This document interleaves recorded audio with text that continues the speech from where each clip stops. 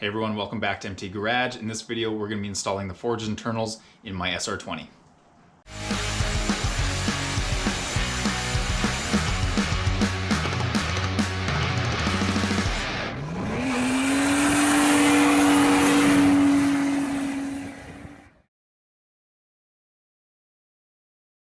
Hey everyone, welcome back to our channel. If you're new to MT Garage, we pretty much do things like this. We build engines, transmissions, build Hondas, Nissans, everything cool. We go out to the track and we race. So if you're new, consider subscribing, give us a comment and a like, whatever you want. So let's just get to it. So this is my SR20. Long story short, this was blown up at the track and now we're doing a full rebuild with forged pistons and rods, brand new bearings, and a few other little goodies to help keep this thing oiled and keep this thing running reliably on the track. So I just got this block back from the machinist, and I had a line hone done, and I had the cylinder bores honed out a bit, just because I had some marking in there from kind of running a little lean. So the next step before we can get this thing assembled is to give it a good cleaning. So I'm going to go through and clean all the surfaces as best as I can. Pretty much just going to be using some brushes, some brake clean, compressed air, and then also go through all the threads with a tap. I know tap isn't right, you should be using a thread chaser or whatever, but that's what we're going to use, and then we're going to be able to get everything assembled. So enough talk, let's just get to it.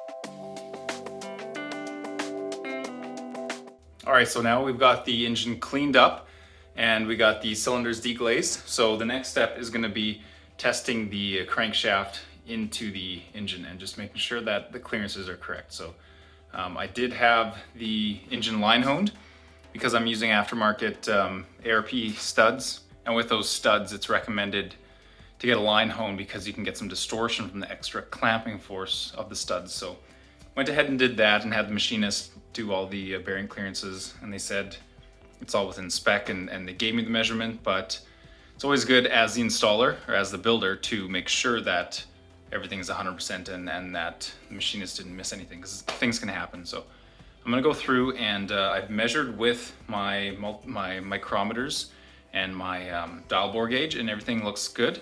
But I'm going to go ahead and measure with plastic gauge as like a third kind of verification step. So we just got to get everything installed and clamped together and torqued, and then we'll take it all apart, clean it back up, and then do the final install.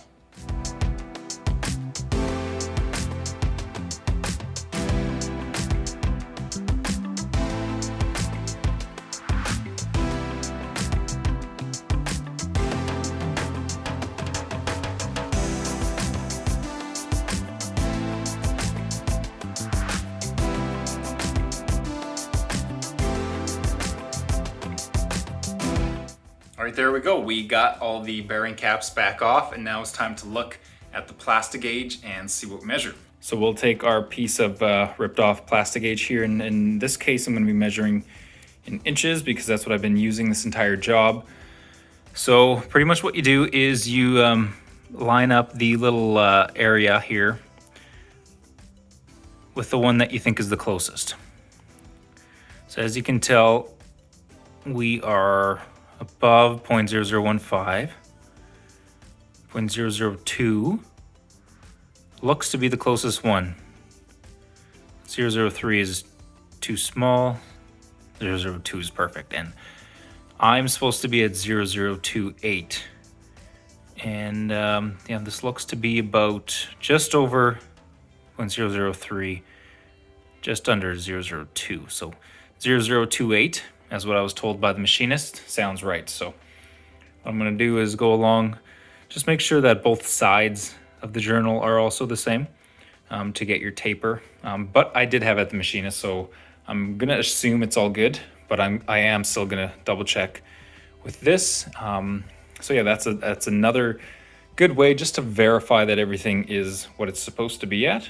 So I don't think this is a replacement for precision tools like micrometers and dial bore gauges, but it gets you a very, very close reading to kind of what you're dealing with. And so in my case, the main journal bearings are a perfect clearance. So Now I can go and clean up that plastic gauge, get it all cleaned up, and do a final assembly on the rotating assembly. So I'm gonna clean everything back up really good, just do another full cleaning, and then reassemble everything, torque it back up, and then we can move on to the connecting rods.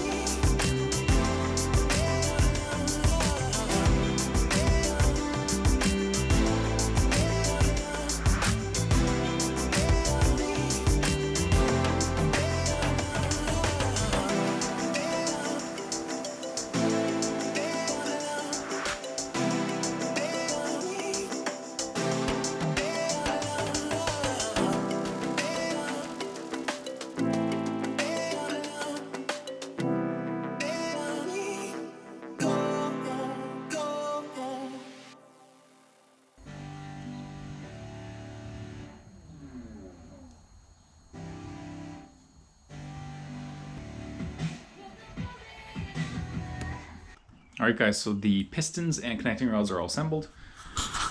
Got them laid out on the table here. They're all clean as well. So the next step is going to be getting them into the block. And so I'm just going to go through and give these cylinders a quick cleaning. Re-oil them with some conventional non-synthetic oil. And then use my ring compressor and get these pistons seated. So let's get to that.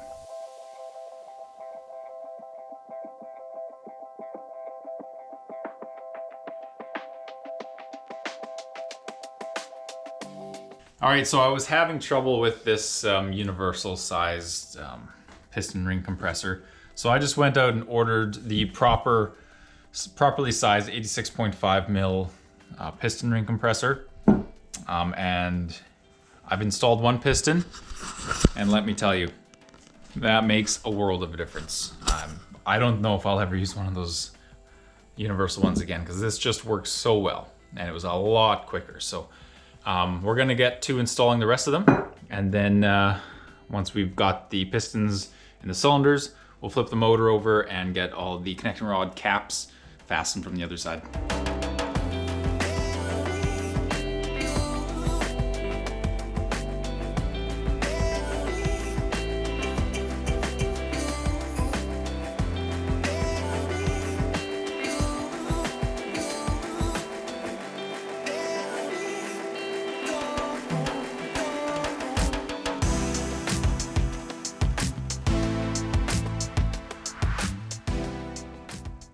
All right, the hard part is done. We have the entire rotating assembly in.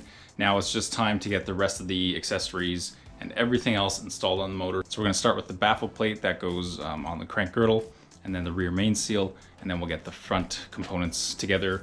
We'll have to get the timing chain in and assembled, timing chain guards, and then we'll be able to put the front cover on and everything else. So let's get to that now.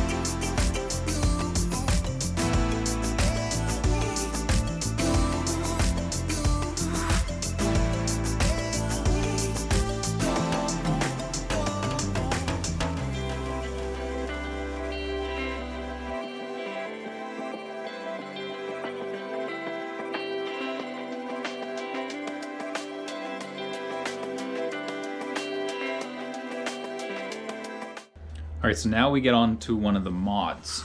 And there's a few things to this motor that I'm improving. Some of them are for reliability, and some of them, like these cams, are for performance. So I have myself a set of Tomei pond cams. These are just a modest lift and duration, so we don't have to worry about replacing any of the valve springs or retainers. These are just a direct drop-in.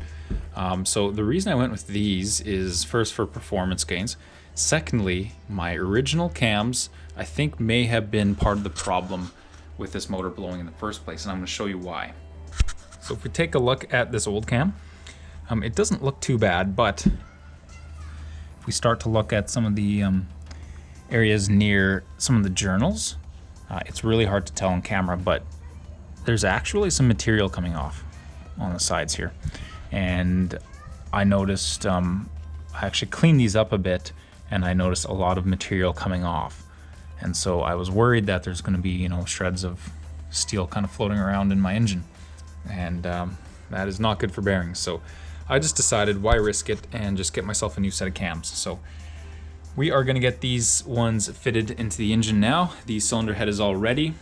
I torqued down the cylinder head studs. I got all the valve shims and the rockers in, so we're good to drop these camshafts in now.